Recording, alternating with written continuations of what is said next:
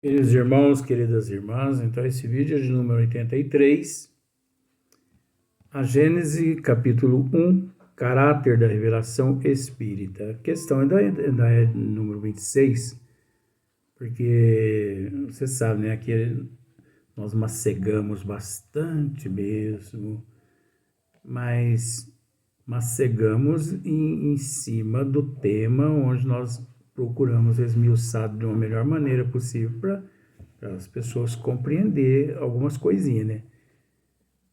Então,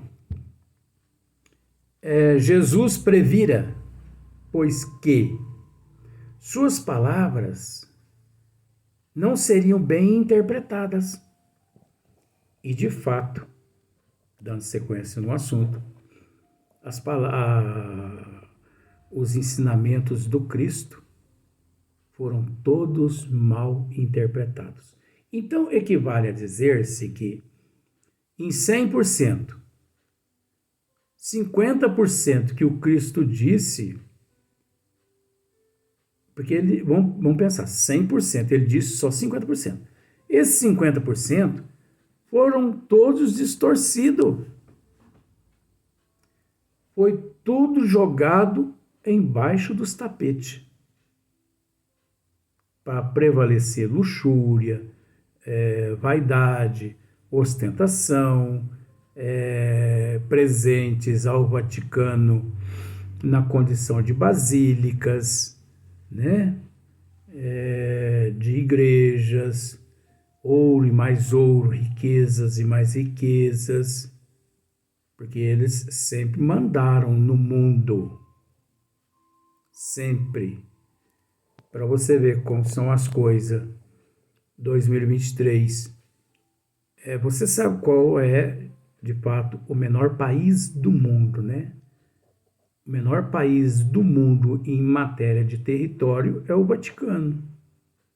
Olha, eles são assim tão orgulhosos e tão egoístas que transformaram ali, aquele territóriozinho ali, em um país. Não é falando mal, gente, isso é um estudo para ver a que ponto chega. E ali de dentro daquele pequenininho país, né, que é assim de alguns quarteirões, eles comandam o mundo todo. E como já dissemos em outros vídeos, responsáveis eles por quase todas as desgraças ocorridas no seio da humanidade no mundo. E o mais interessante é que muitas pessoas ainda fazem vistas grossas com relação a esses fatos, porque são fatos, porque existiu de verdade. Então, se em 100% nosso Senhor Jesus Cristo deixou 50% e foi tudo deturpado aqui na Terra, imagine se ele tivesse deixado 100%. Tinha perdido tudo. Então, o fato de Jesus ter deixado apenas 50% e para a posteridade mais 50%, sobre a responsabilidade da doutrina dos espíritos, né, que é o espiritismo, isso tudo já encontrava-se de acordo com Deus, já encontrava-se tudo planejado. Tudo. Né? Por isso que eu disse que se Jesus dissesse tudo ali, ou não dissesse nada, ou na posteridade, tanto faz. Porque tudo encontra-se sob a assistência e o amparo divino. Nada acontece aqui na Terra sem que a providência divina não esteja sustentando, amparando aqueles projetos, né? Desde que para o bem, desde que para o avanço da humanidade. Então Jesus sabia das mudanças que ia ter, né? Ele sabia dos concílios, ele sabia de tudo, porque ele sabia o nível de espírito, de alma que ele ali lidava com elas. Ora, no entanto, Paulo, né, que antes era Saulo de Tarso, depois se tornou Paulo, devido à conversão dele, mas nós vamos tratar desse assunto. Paulo, que visitando um dia a casa do caminho, onde a maioria dos apóstolos ali ainda se encontrava, Paulo que levou o conhecimento de Pedro. Porque Paulo não teve a oportunidade de se relacionar com Cristo igual Pedro e os outros apóstolos que ali na casa do caminho se encontravam. Porque Paulo veio praticamente depois e também Paulo, antes na condição de Saulo, ele era assim um implacável. Ele matava os cristãos, então ele não aceitava o cristianismo. Mas convertido, vamos para esse lado, convertido, um dia na casa do caminho ele leva o conhecimento de Pedro. Vocês que estiveram, mais ou menos assim, vocês que estiveram lado a lado com ele, vocês que presenciaram tudo, por que vocês não escrevem e deixe os registros para as posteridades saber que ele fez aqui nesta época? Eu podia até escrever, mas eu não convivi com ele. Agora, vocês que conviveram com ele, por que vocês não escrevem? Aí foi onde Pedro e os outros apóstolos ali, eles escreveram, né, os 4 evangelhos, os apóstolos escreveram os 4 evangelhos. Eu não me lembro, porque muitos nomes, viu, gente? Vocês desculpa mesmo. Mas o evangelho de Pedro, evangelho, não de João, né? Evangelho de Pedro, Evangelho de João, e tem mais 2, mas eu esqueço, vocês perdoam, porque é muita informação ao mesmo tempo, mas tentando mostrar para você que se não fosse Paulo, hoje praticamente nós não conheceríamos nada a respeito do Mestre que há 2000 anos atrás esteve aqui na Terra, conforme nós conhecemos através dos 4 evangelhos escritos por eles. Porque vamos usar-se esse termo, tudo nasceu-se por causa de Paulo. Paulo foi o precursor dos 4 evangelhos. Como assim? Porque Paulo que levou o conhecimento de Pedro para escrever a respeito do Mestre, e eles tiveram a oportunidade de conviver com eles. Então, se não fosse Paulo, hoje não saberíamos nada a respeito de nosso Senhor Jesus Cristo. Então, Paulo é o precursor.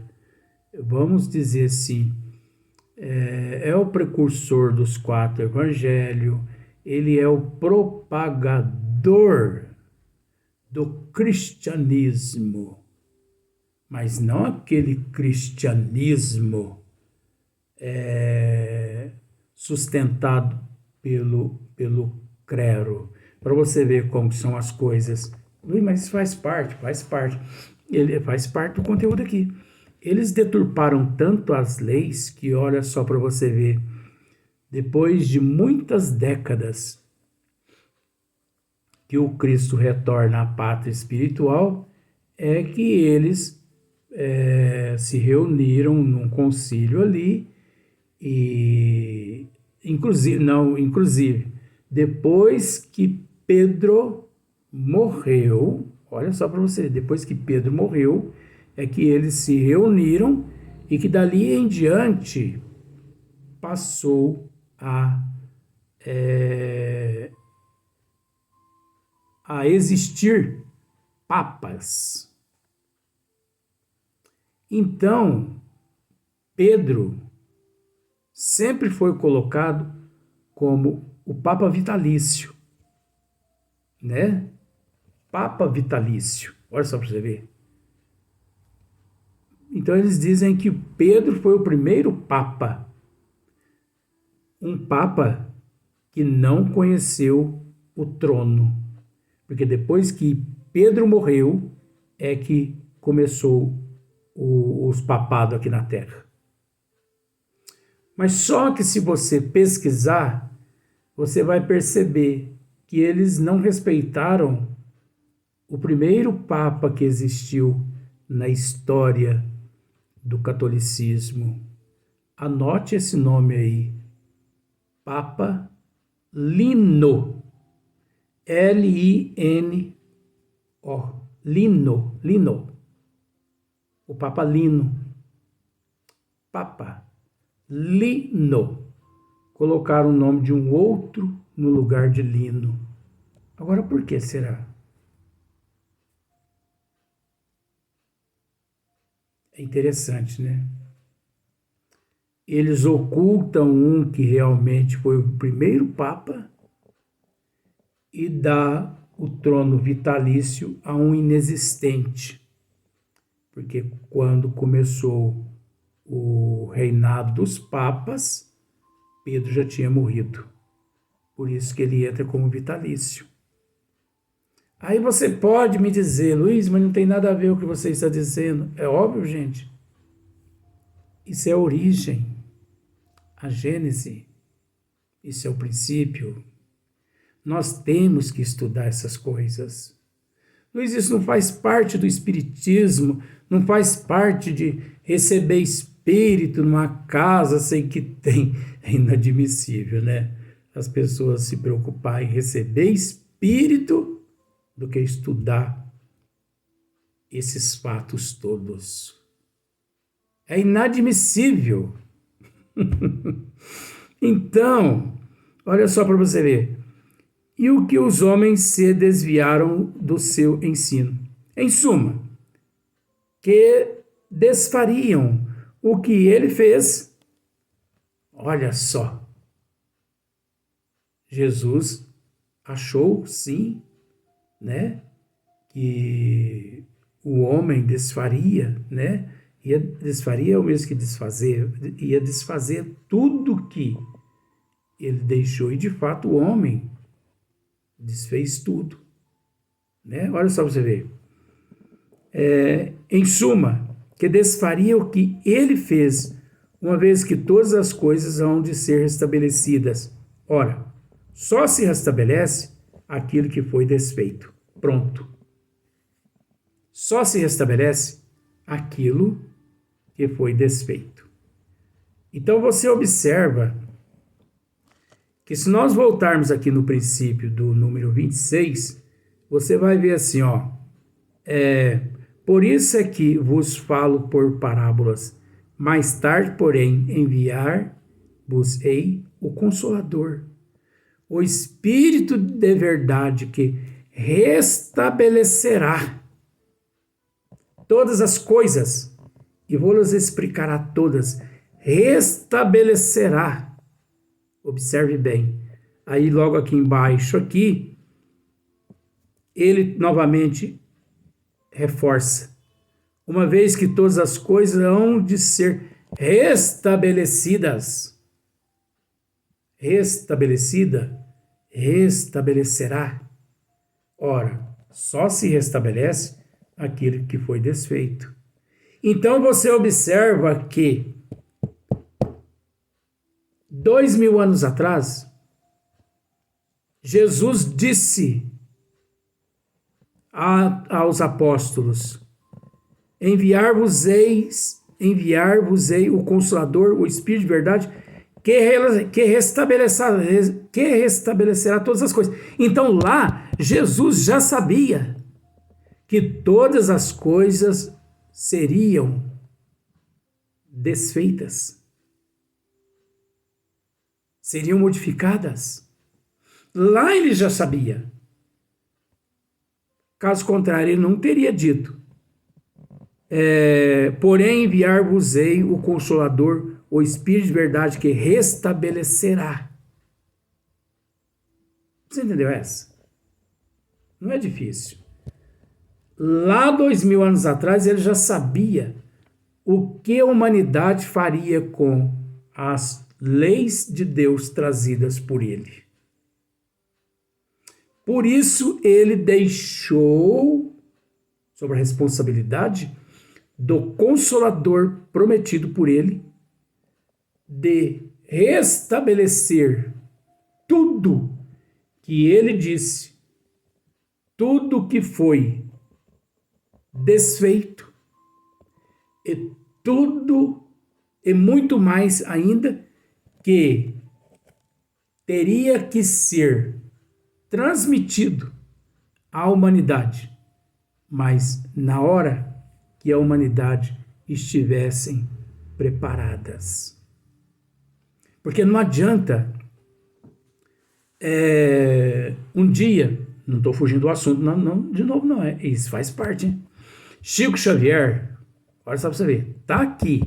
Chico Xavier, um dia pegou o Evangelho e pensou com ele assim: eu vou sair agora à noite e eu vou procurar esses nossos irmãos que dormem, né, nas praças, e eu vou reuni-los em determinados lugares e vou ler o Evangelho, vou explanar, porque esses nossos irmãos precisam da leitura do Evangelho, dos ensinamentos do Cristo. Tá bom. Chico saiu ali para 7h30, 8 horas da noite, acompanhado de alguns amigos, e de fato ele encontrou assim umas 15 pessoas de rua que moravam na rua, né? E como o Chico era muito respeitado, Chico levou o conhecimento deles: meus irmãos, eu estou aqui para ler o Evangelho para vocês, para esclarecer os ensinamentos das leis de Deus. Chico, pois não, muito obrigado, nós agradecemos. E a hora que o Chico foi para começar a leitura, Emmanuel lhe aparece. Vê se não é isso aqui que está no Evangelho, na Gênesis. Emmanuel lhe aparece. Que fazes? Depois, nas histórias, Chico ainda conta assim: mas que mentor é esse que não sabe? Acho que você é o obsessor. Não é mentor, não. Que faço? Sim. Que fazes? Vai para você ver. Que fazes? Nem é o que você está fazendo. Porque o que você está fazendo é uma coisa. Que fazes? Que raciocina que o que você está fazendo. Ele está tratando da personalidade atual. Que ele está tratando do arquétipo. Ele está tratando de uma coletividade, de um arquétipo interno. Você entendeu? Que fazes?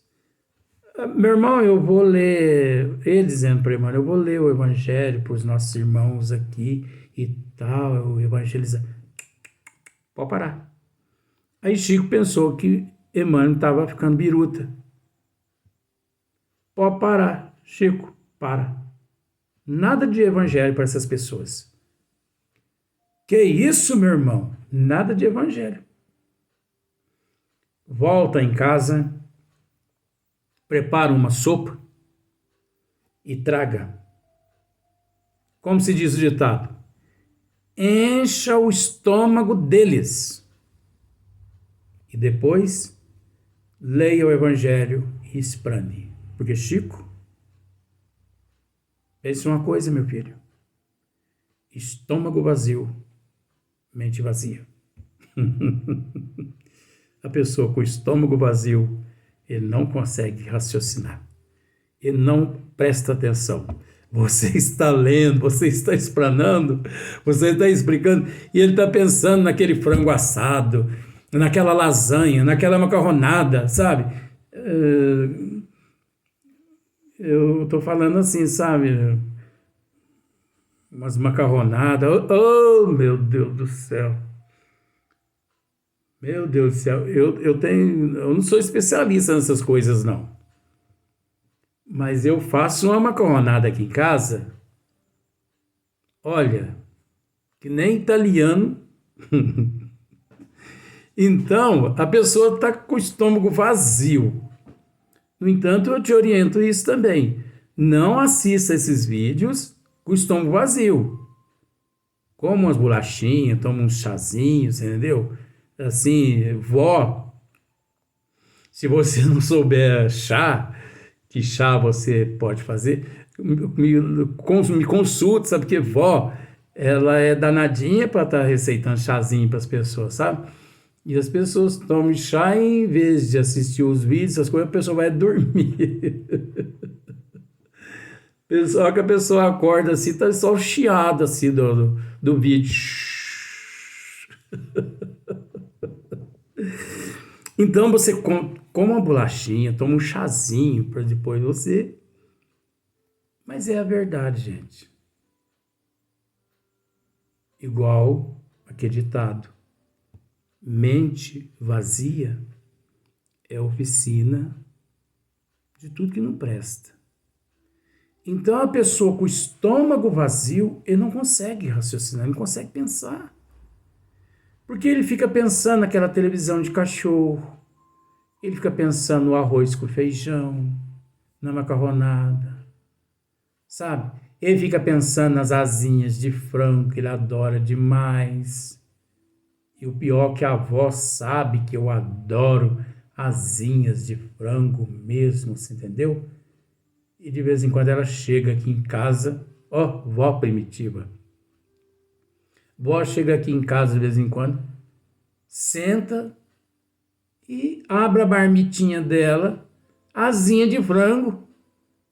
Eu falei, mas virou obsessor agora, vó? Não, meu filho, por quê? Porque a senhora tá meio obsidiando com essas asinhas aí. A mensagem tá passada, né? Então, mas eu adoro, olha, quer me agradar, me dá asinha de frango.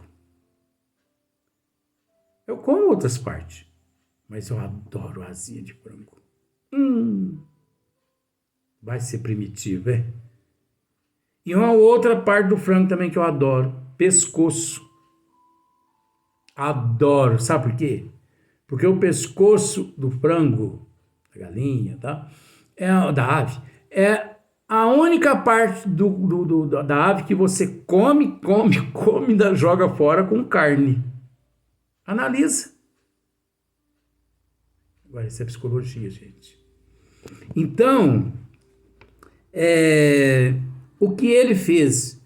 Uma vez que todas as coisas hão de ser estabelecidas, ora, só se restabelece aquilo que foi desfeito. Então, o Espiritismo não veio realmente restabelecer. O Espiritismo não veio, de fato, completar, concretizar tudo. Por isso que o Espiritismo é o cristianismo redivivo. Em que condição? As leis de Deus deixada por nosso Senhor Jesus Cristo, que foram jogadas embaixo do tapete para poder satisfazer o orgulho, o egoísmo, a vaidade humana, principalmente através das religiões. O Espiritismo, a 18 de abril de 1857, o Espiritismo abriu as portas, ou levantou esse tapete, para que as leis do Criador ressurgissem novamente, sãs e salvas e perfeitas, intocáveis, como há 2000 anos atrás. E não só restabeleceu tudo que ele havia dito, como trouxe-nos também novas matérias, que nós nos deslumbramos e por toda a eternidade nos deslumbraremos. Então, é a ciência mãe de todas as ciências ou não é o Espiritismo? Não existe um item que o Espiritismo não esclarece. Ele esclarece tudo, e tudo de uma forma consoladora, nunca que punitiva, nunca que acusatória. Vamos para o próximo vídeo.